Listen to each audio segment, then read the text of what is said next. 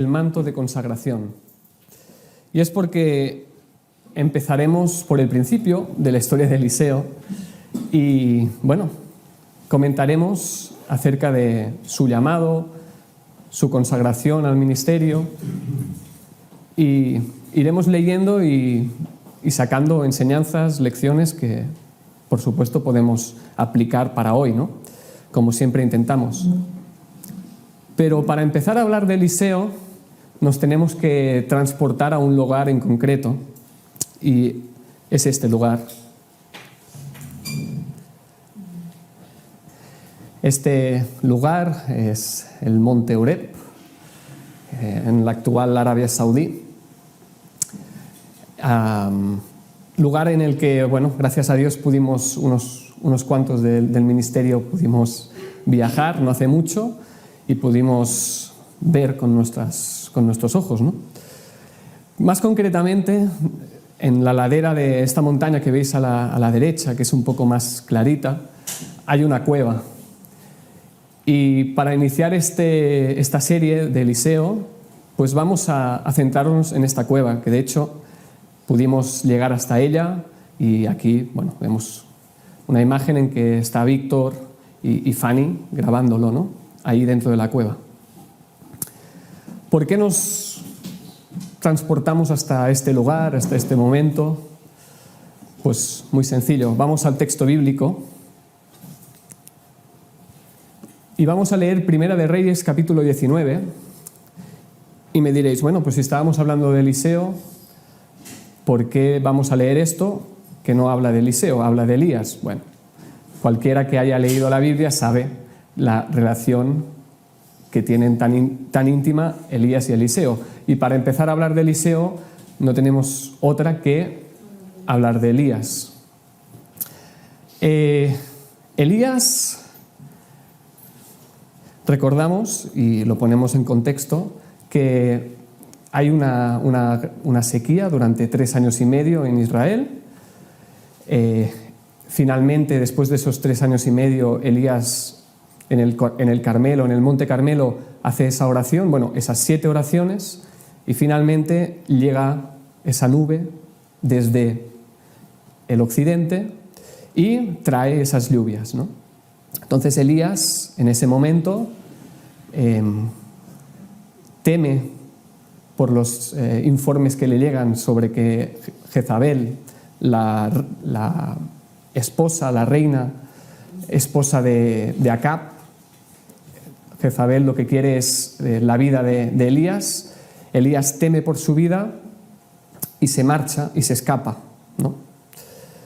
Y ahí es donde llegamos con este texto de Primera de Reyes 19. Y dice lo siguiente, a partir del versículo 8 leeremos. Hablando de Elías, dice, se levantó pues y comió y bebió, y fortalecido con aquella comida, comió 40 días, caminó 40 días y 40 noches hasta Oreb, el monte de Dios. Y allí se metió en una cueva, donde pasó la noche. Y vino a él palabra de Jehová, el cual dijo, ¿qué haces aquí, Elías? Él respondió, he sentido un vivo celo por Jehová, Dios de los ejércitos, porque los hijos de Israel han dejado tu pacto, han derribado tus altares y han matado a espada a tus profetas, y solo yo he quedado y me buscan para quitarme la vida. Él le dijo, sal fuera y ponte en el monte delante de Jehová. Y he aquí Jehová que pasaba, y un grande y poderoso viento que rompía los montes, y quebraba las peñas delante de Jehová. Pero Jehová no estaba en el viento. Y tras el viento un terremoto, pero Jehová no estaba en el terremoto. Y tras el terremoto un fuego, pero Jehová no estaba en el fuego. Y tras el fuego un silbo apacible y delicado. Y cuando lo oyó Elías, cubrió su rostro con su manto. Y quisiera remarcar aquí esto que hace Elías. Cubre su rostro con su manto. Y salió y se puso a la puerta de la cueva. Y he aquí que vino a él una voz diciendo, ¿qué haces aquí, Elías? Él respondió, he sentido un vivo celo por Jehová, Dios de los ejércitos, porque los hijos de Israel han dejado tu pacto, han derribado tus altares y han matado a espada a tus profetas, y solo yo he quedado y me buscan para quitarme la vida. Y le dijo Jehová: Ve, vuélvete por tu camino, por el desierto de Damasco, y llegarás, y ungirás a Hazael por rey de Siria, a Jehú, hijo de Nimsi, ungirás por rey sobre Israel, y a Eliseo, hijo de Safat, de Abel Meola, ungirás para que sea profeta en tu lugar. Y el que escapare de la espada de Hazael, Jehú lo matará, y el que escapara de la espada de Jehú, Eliseo lo matará. Y yo haré que queden en Israel 7,000, cuyas rodillas no se doblaron ante Baal, y cuyas bocas no lo besaron. Aquí nos aparece por primera vez Eliseo, su nombre, ¿no? Es cuando Jehová mismo le dice a Elías: ungirás para que sea profeta en tu lugar a Eliseo, hijo de Safat, de Abel Meola, ¿no? Un dato curioso, o algo que uno también se puede preguntar a veces, ¿no?, es este camino que realizó Elías para llegar a esa cueva, ¿no?, para llegar al monte Sinaí. Bueno, esta es una imagen de hoy en día, pero bueno, esta sería la dirección que tomó. Por supuesto, no fue en línea recta. Si calculamos la distancia que hay entre Jerusalén y el monte Oreb, Jebel al-Lawz, para quien lo quiera buscar hoy en día, la distancia que hay en línea recta son 350 kilómetros, ¿no? Si uno usa el Google Maps, por ejemplo, o cualquier navegador, y pone la ruta en coche, porque andando no te dejan, te da que la carretera con la que puedes llegar más rápido son un total de 600 kilómetros. Claro, no es lo mismo la carretera que hay hoy en día que los caminos que debiera haber en su tiempo, ¿no? También andar, pues sabemos que andar es complicado, que hay temperaturas, desniveles, que uno a lo mejor lleva cierto peso encima y eso dificulta el andar. Pero bueno, la Escritura nos dice que en 40 días, 40 noches, Elías llegó. Si hacemos una división más o menos entre 600 kilómetros entre 40 días, nos sale que andaba unos 15 kilómetros al día, que no está mal, siendo que andas 40 días seguidos, ¿no? Por eso dice que, bueno, el ángel de Dios lo alimentó y le dio esas fuerzas para poder llegar hasta allí, ¿no? Esto es un dato curioso, sencillamente, que quería traer, pero sí que me salía una duda al leer este texto, y era ¿qué época del año fue eso, ¿no? ¿En qué época del año fue eso? No sé si lo recordáis, pero esto se ha presentado ya y sabemos en qué época del año Elías huyó de Acab. ¿Lo recordáis? Fue en otoño. Esos 3 años y medio se extendieron desde primavera hasta un otoño, ¿no? Y ese otoño es cuando Elías se va. Bien, eso es importante que lo tengamos en cuenta porque vamos a hablar un poco de ello, ¿no? Y seguidamente en el mismo capítulo de Primera de Reyes 19 ya nos aparece estos versículos que se titulan, o en algunas Biblias se encabezan como el llamamiento de Eliseo. Y dice así: partiendo él de allí, Elías, halló a Eliseo, hijo de Safat, que araba con 12 yuntas delante de sí, y él tenía la última. Y pasando Elías por delante de él, echó sobre él su manto. Y aquí me voy a parar otra vez y vemos esta acción que hace Elías de echar su manto sobre Eliseo. Vamos a hablar sobre ello, qué significa, vamos a ver también qué nos dice Ellen White acerca de esta acción.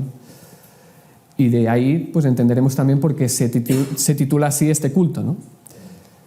Entonces, dejando él los bueyes, vino corriendo en pos de Elías y dijo: «Te ruego que me dejes besar a mi padre y a mi madre, y luego te seguiré». Y él le dijo: «Ve, vuelve, ¿qué te he hecho yo?».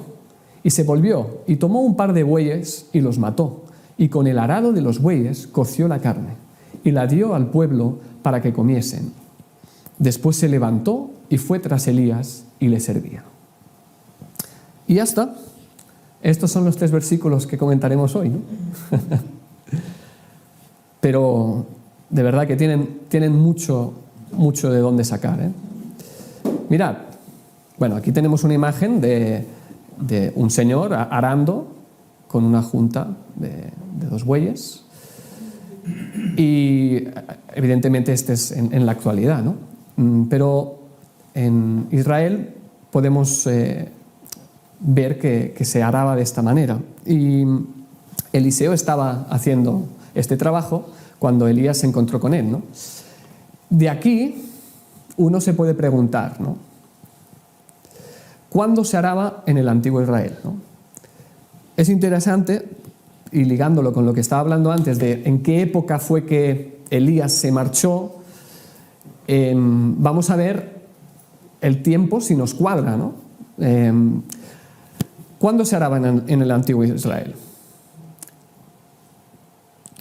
Sí que quisiera hacer un apunte. Vamos a hacer como una recopilación. Hemos dicho que Elías llega a la primera nube de lluvia y él huye. Eso hemos dicho que era en otoño. Y se va y anda 40 días y 40 noches, ¿no? 40 días.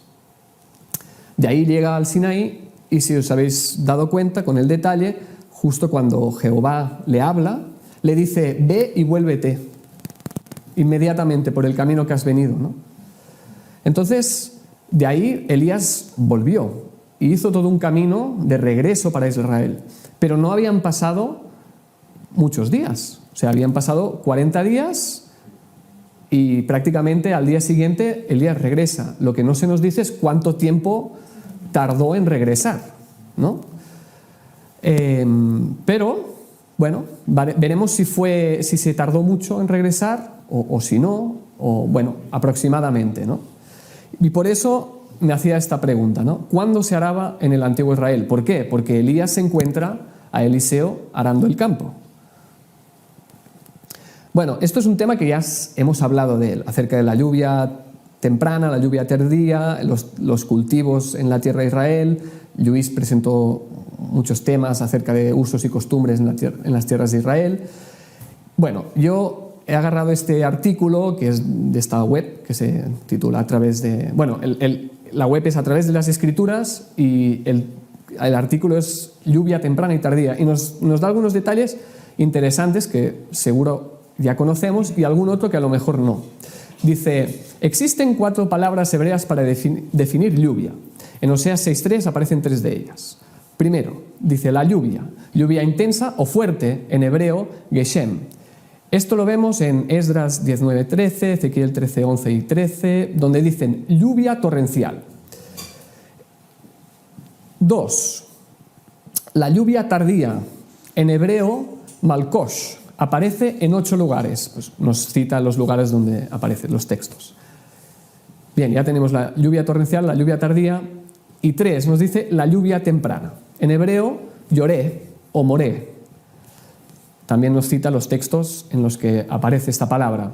Y 4, dice otro término para lluvia, se refiere a la lluvia en general, como lo vemos en, por ejemplo, Deuteronomio 32.2, ¿no? De aquí lo que sí que me interesa es que veamos que, aparte del término que se usaba para hablar de la lluvia en general, había 3 términos que se usaban específicamente para 3 tipos de lluvia. La temprana, que esta la conocíamos, la tardía también, pero además se añade una, que es la lluvia torrencial. Dice: estas lluvias operaban como ciclos cada año. Luego de los tiempos de mucho calor, en el verano, Comenzaba a caer la lluvia temprana, lloré o moré. Recordemos que en el antiguo Israel había